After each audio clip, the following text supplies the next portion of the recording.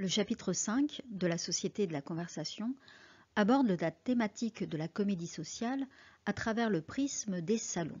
Au XVIIe siècle, en effet, ce qu'on appelle la société est à prendre au sens de bonne société. Car en fait, les échanges, les relations sociales qu'on entretient entre les personnes de sa propre classe sociale sont ici très importantes, d'où le titre de ce chapitre. Ces relations sociales se nouent grâce à des espaces de sociabilité qui sont limités. Quelques espaces publics, on y reviendra dans les chapitres suivants, mais surtout des espaces privés, des salons donc, où on se reçoit les uns les autres lors de repas ou dans d'autres circonstances. Les relations sociales et la manière dont on doit les entretenir et se comporter font l'objet dans toute l'Europe depuis la Renaissance d'une réflexion théorique importante. Car bien se comporter, c'est montrer sa supériorité morale sur les autres créatures, puisque la parole est propre à l'homme. La parole est donc la conversation. En France, l'idéal de l'honnête homme est un idéal qui se développe et qui se construit au fur et à mesure des auteurs tout au long du XVIe et du XVIIe siècle. Cette idée d'honnête homme est un idéal moral tout autant qu'un idéal social. Et c'est le véritable sujet de ce chapitre. Alors en effet, on va trouver dans ce chapitre un certain nombre de remarques philosophiques et de portraits de personnages qui sont l'exact contraire de l'honnête homme. Et on peut faire un parallèle avec les pièces de Molière, puisque Molière construit également ses pièces autour de personnages dont il va se moquer, puisque ces personnages incarnent l'exact opposé de ce qu'on pourrait appeler un honnête homme.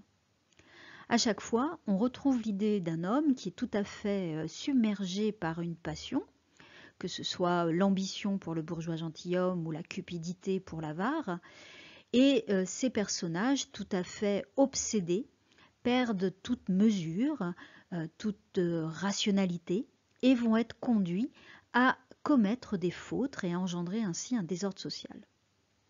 Dans ce chapitre, on va retrouver des caractères qui montrent tout ce qu'on doit éviter dans les échanges et dans les relations sociales, et donc La Bruyère comme Molière va en quelque sorte construire le contre-modèle de l'honnête homme pour nous éclairer sur ce que nous devrions au contraire faire lorsque nous conversons les uns les autres.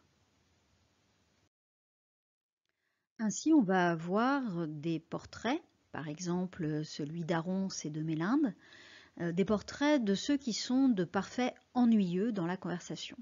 Ils font des discours inutiles, sans intérêt, et en plus de ça, ils se répètent. C'est une sorte de conversation où il y a un ressassement perpétuel et absolument vide d'intérêt.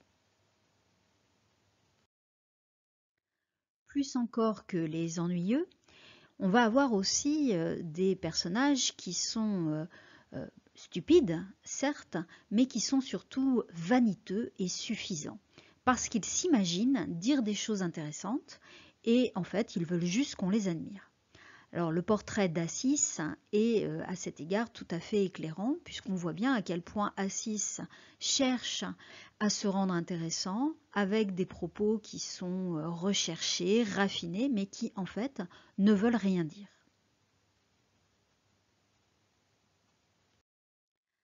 Avec Théodète, on a un personnage qui combine la vanité, puisqu'il veut s'imposer comme le maître de la conversation, et les autres le laissent faire par peur de l'affrontement.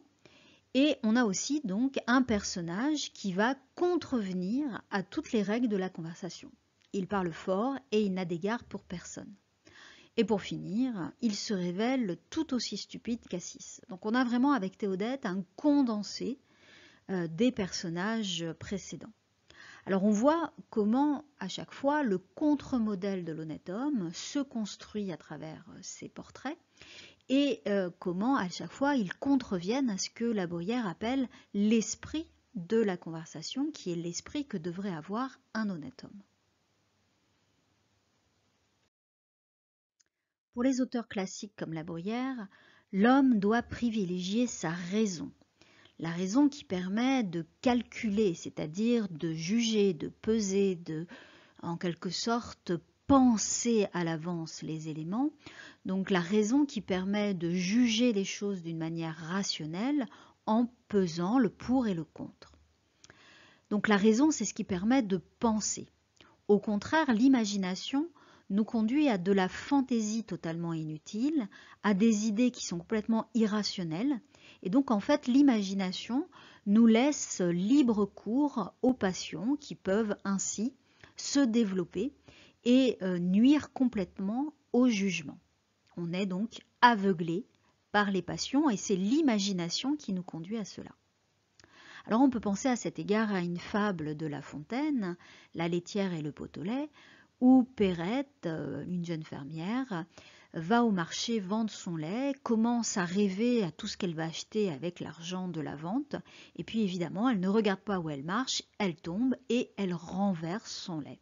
Et donc La Fontaine conclut en expliquant évidemment que l'imagination c'est bien beau, mais il faut d'abord garder raison.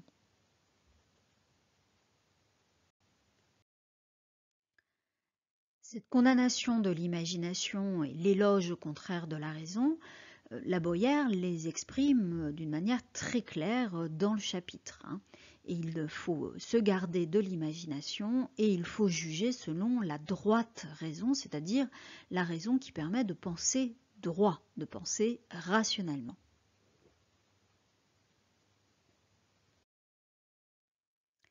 Il précise notamment à quel point ce contrôle de soi, de ses passions, est quelque chose, et il ne le nie pas, quelque chose de difficile.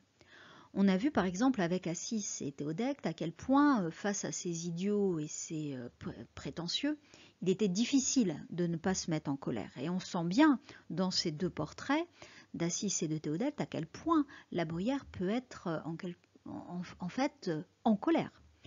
Pourtant, pour lui, c'est essentiel de savoir se contrôler. Et il définit cet aspect comme étant l'esprit de politesse, qui est donc au cœur de l'esprit de la conversation.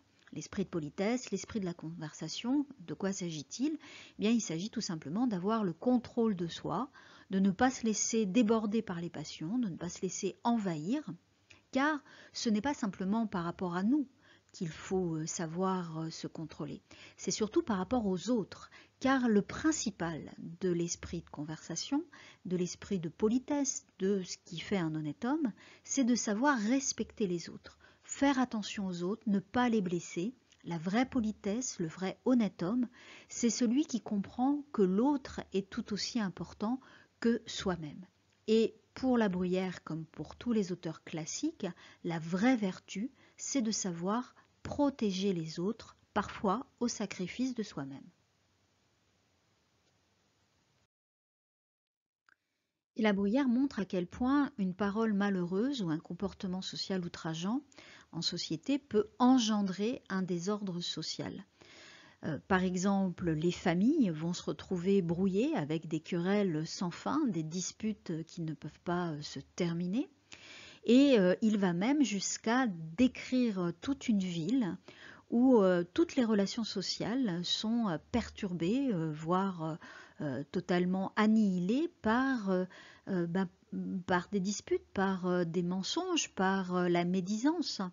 Et toute cette ville est en réalité remplie de personnes qui sont aveuglées par leur passion, l'égoïsme, la cupidité, la colère. On blesse les personnes, on se querelle et finalement la description de cette petite ville est une ville où le mensonge et où les relations sociales sont en quelque sorte empêchées par les passions.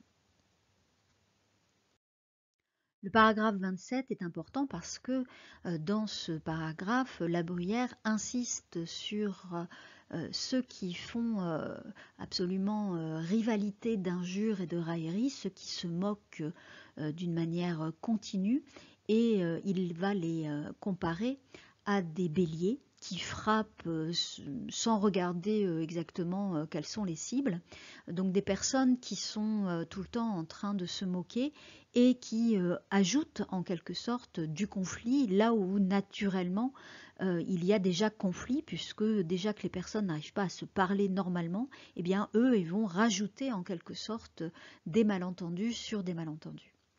Et la conclusion de ce paragraphe 27, ce que l'on peut faire de mieux d'aussi loin qu'on les découvre est de les fuir de toute sa force et sans regarder derrière soi, cette conclusion est assez pessimiste et elle va rejoindre la conclusion du chapitre, le paragraphe 83, le sage quelquefois évite le monde de peur d'être ennuyé.